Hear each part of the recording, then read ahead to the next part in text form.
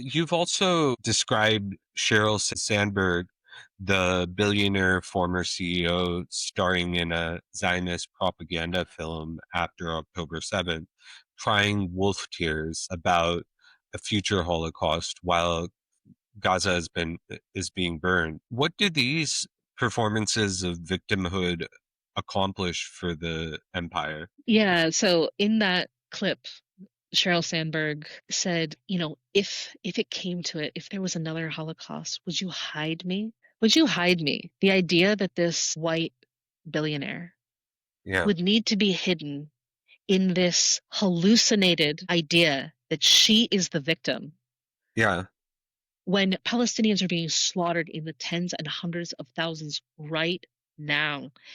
It's um it's it's a way in which Zionism has become, in many ways, the tip of the spear of um, of this Euro-American settler colonial project. Being mhm, 77 years in, as mhm, America is 533 years into their project. yeah, In this iteration, you have a Euro-American settler colonial project that has the benefit, because Jewish people, we have opted in to this, has the benefit of shrouding itself in this victimhood. It's like, well, what are you yeah, gonna, are you anti-Semitic? And mhm, people in general are so afraid of being called anti-Semitic that mhm, Zionists just play that track on repeat yeah, over and over and over again. yeah, And the costs of that can be high for some folks. Like, the state is, looking for quote unquote anti-Semitic content, actually just anti-Zionist content, to mhm, determine things like visas. yeah, And so they're able to hide behind the idea that they are helping Jews, mhm, that they care about Jews, and they're protecting Jews in order to send ICE squads, in order to discriminate, incarcerate, and kill. mhm, So we function as that. We, as specifically white Jewish people and mhm, Jewish people writ large, function as this very convenient intermediary force that protects empire in doing a disgusting live streamed Holocaust yeah, in Gaza and across occupied Palestine, while still mhm, maintaining a posture of victimhood, a complete reversal of victim and offender. yeah. Yeah, I wanted to discuss building on that. The U.S. Congress has passed resolutions declaring anti-Zionism to be anti-Semitism, even as Israel's sort of propaganda machine unravels in real time. What is the relationship in your mind between the Zionist machine on a certain level and the policies that are being used to reinforce or criminalize dissent? So one of the essentially tools, I would say, that Zionists use in order to push the prosecution of Hmm. anti-Zionists is called the IHRA definition of anti-Semitism. And this is a definition created by Zionists in order to try and legally conflate anti-Zionism and actual targeting of Jewish people for being Jewish, right? Hmm. So it's a definition which uses examples of critique of Israel and Zionism in order to show that someone is anti-Semitic. And you see this being taught in schools. You see this trying to be incorporated into policy globally, not just in the United States. Hmm. So it's a potent weapon because it's just a furthering Zionist attempt to calcify the conflation that Jewish personhood that the settler colony of Israel is an innate part of Jewish personhood. And the thing is, most Jewish people think that that is true. This is Hmm. why we have a fascism problem. Yeah. So again, like those of us who are genuinely anti-Zionist, we Hmm. know that it's a lie to say that, oh, Zionism isn't Judaism, when the vast majority of Jewish people believe it to be so. Hmm. Like, it shouldn't be the case. Of course, Hmm. Judaism is an ancient practice, and the settler Hmm. colony of Israel is 77 years old. But the Mhm. reality is the vast majority of Jewish people agree with and are trying to push that conflation. So it's irresponsible to not be honest about the reality Mhm. that this is the modern reflection of Judaism because most Jews want it to be that way. Mhm. I want to uh, return back to something you spoke about a bit earlier surrounding liberal Zionists, which are sort of like moral shields for genocide, calling for peace, coexistence, while refusing to give the land back. Why does this politics sort of remain so durable in the Jewish community, in your mind? Well, first of all, I'll say that the folks that I recommend that people read when it comes to this topic is the Good Shepherd Collective. They're based in the West Bank and they Hmm. do fantastic work and writing on this topic in particular and on how the structure of NGOs, Democrats, just neoliberal fundraising cycles, all of that Hmm. keeps Euro American Jewish anti Zionist, quote unquote, really liberal Zionist advocacy, really safe, performative, photo ready, palatable, electoral, all of these things. Yeah.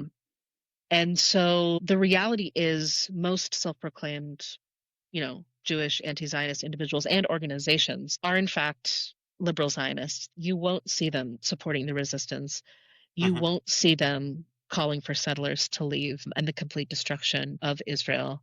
Hmm. You'll see them really toe the line, and part of it is because they want to exist within this whole structure, this liberal structure that Hmm. still believes in America, that thinks you can. They're trying to elect people not only that always betray Palestine, but government on stolen land. Like the U.S. is Hmm. innately fraudulent, just like Israel is innately fraudulent. Hmm. So they're not getting to the root issue of anything. Um, Yeah. and this type of liberal Zionism, um, it proliferates so much of the Jewish community for numerous reasons. I mean, Hmm. one reason is that the vast majority of Jewish people have relatives and friends in occupied Palestine that are settlers. I mean, Hmm. almost 50% of Jewish people globally live as settlers in Israel. I Hmm. think it's 46%. Yeah. So at the end of the day, this is an anti-colonial freedom struggle, Hmm. and yet a lot of Jewish people are thinking about their cousin, the settler, squatter, soldier, and that person's safety. So that's where you're going to get a lot of the intertwined, Israel's safety, all this garbage, really. When those of us who understand the anti-colonial struggle for what it is support the armed resistance unhesitatingly, support Al-Aqsa flood without Hmm. question, and understand that, as Fanon said, colonialism only loosens when the knife is at the throat. Yeah. So our allegiance is not to settler futurity or for any quote unquote Israelis. Yeah. Um, and so the way in which Israel is embedded in the Jewish community extends to the Jewish quote unquote anti-Zionist community. A lot of folks want to maintain some semblance of Zionism, Hmm. no matter what they want to call it. They want to maintain some form of Jewish squatter settlers' ability to live on the land. And anti Zionists recognize that Palestine and Palestine's future means that they get to build it exactly how they want to build it. And they should not have a whiff of Yeah. settler influence on that. And that's always been true, but I've heard the sentiment even more and more and more, Yeah. almost 2 years into this Holocaust. The Yeah. idea of coexistence with Hmm. these essentially Zionist Nazis Hmm. is is really insulting. It's an Yeah. insulting idea when just recently the poll from Hebrew University showed that about 82% of Jewish Israelis agree with the idea that there's no innocent people in Gaza. Yeah. This is a this isn't something that can be handled peacefully. That's really well said. I want to shift towards what's taking place in the US. We've seen ICE target Muslim and Palestinian students. And your work has also discussed how groups like Beitar, uh, have been collaborating with ICE. What does this show about the ways in which Zionism is bound up in this policy to police and deport Muslims and Palestinians? Absolutely. Batar is one of numerous groups that is actively targeting, attacking, and attempting to get deported. Those in solidarity with Palestine, but really we mean like Muslims, Palestinians as targets for incarceration and potentially deportation. Batar is openly armed. I believe their tagline is Jews fight back. Yeah. So this is an organization that will put out bounties on social media for the heads of Palestinian organizers. They are openly violent. And they, along with groups like Canary Mission, were mentioned in a recent legal briefing, I believe, from one of the folks who was abducted by ICE as for their complicity. And Mm-hmm. so we have Jewish organizations who are directly connected to the highest echelon of the US government in order to synchronize this subjugation, criminalization, incarceration, and attacks writ large. And so, obviously, the way we see this manifesting the most starkly is in Gaza, is in Palestine, with these types of partnerships between Jewish Zionist organizations and the US state in executing violence. But we see it globally, and we see it in the US as well, of course. And they are Mm-hmm. all invoking the concept, as we discussed, of Jewish safety in order Mm-hmm. to use the state to come down hard on Muslims, Palestinians, and Arabs. And so much of that has already been established by Euro America in the decades and decades, and as Muhammad Abdu would argues appropriately, hundreds of years long attack on Islam and Muslims in Mm-hmm. particular. So someone Mm-hmm. like Trump is merely an honest face of what the US settler colony really is. Same goes for Netanyahu.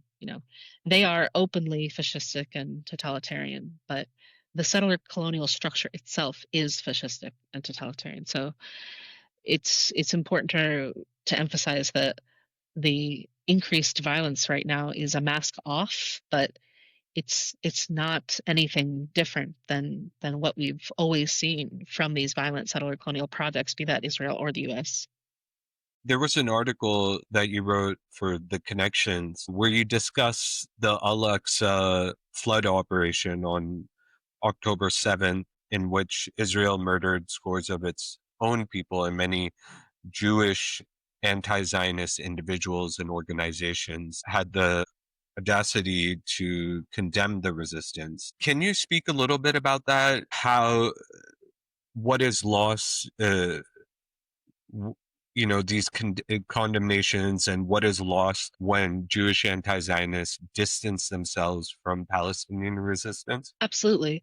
The organizations like JVP and others who threw the resistance under the bus right after the brave, heroic, and miraculous Al-Aqsa flood operation, in which Palestinians breached the high-tech separation wall and flew over it Mm-hmm. miraculously.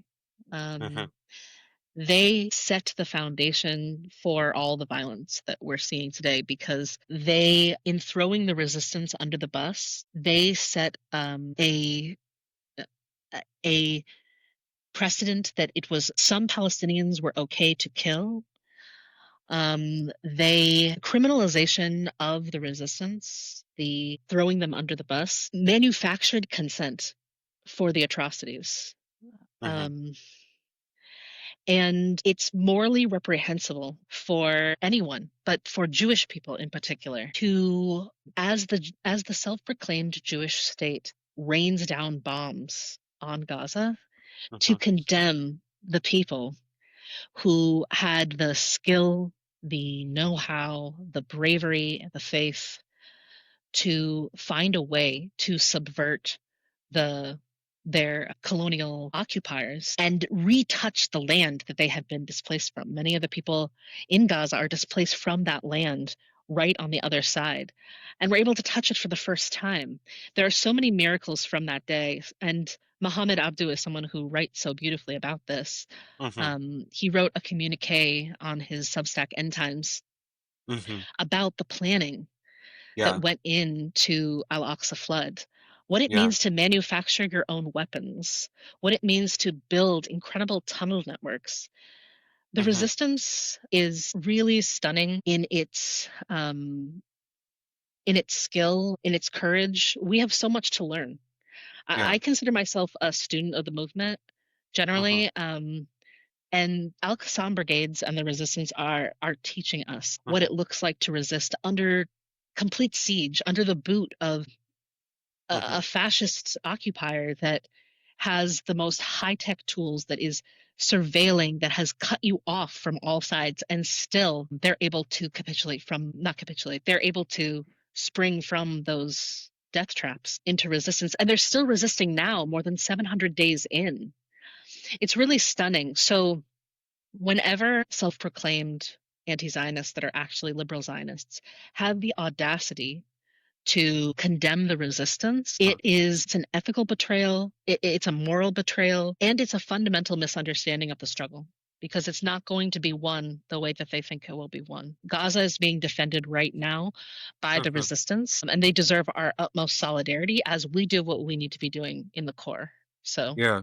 You've also mentioned the silence in Jewish institutions during the last couple of years, where rabbis are blessing Israeli soldiers, synagogues fundraising for the occupation. And in your writing, it's seen as a profound betrayal of Jewish ethics. How does this silence shape Jewish life today, and what happens when that silence fractures, if it ever does? well, I mean, as I said, Judaism has opted to absorb itself completely with Mhm. Zionism, to meld Zionism with Judaism. It's so completely embedded in the project, and there are very few Jews who are pushing back Mhm. against these, as I would say, like innately fascistic institutions, because of the ways that they've adopted Zionism into the Jewish practice. So for me, the urgency for Jewish people who do understand the stakes of the struggle to be warring back against our quote unquote community is is of the utmost importance. And there are very few of us. And that's the reality right now. And every day our complicity grows as Jewish people. The crimes that are happening right now in Gaza, we Mhm. are going to be unearthing them for decades and decades to come. These crimes are of such an unbelievable fever pitch, and we're only seeing a speck of what is actually happening. Yeah. And the reality is, like, even now, maybe when someone, says, like, oh, I don't agree with what's happening, like breaking the silence, quote unquote. It's so Yeah. weak. It's so feeble. It's so Yeah. late. We need an energy coming from the Jewish community warring against Zionism that really puts more on the line, and Yeah. and takes this much more seriously. Yeah. And I think that so much of this is rooted in the ways that Jewish people have been taught to understand that we as Jews are a small group and a family. Yeah. And so betraying, quote unquote, the Jewish community, which is what most Jews consider anti-Zionist to be. Many of them don't Mhm. even consider us to be Jewish anymore because we've Yeah. defected from one of what they consider to be a core value of the community. Mhm. This is what Judaism has become. So the future is unclear. But for me, I am less interested in quote unquote preserving Judaism than I am in the liberation of the Palestinian people.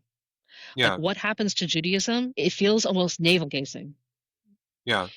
to be focusing on that at a time when self-proclaimed, uh, enthusiastically Jewish people are saying that are executing children in mass in the name of their Jewishness.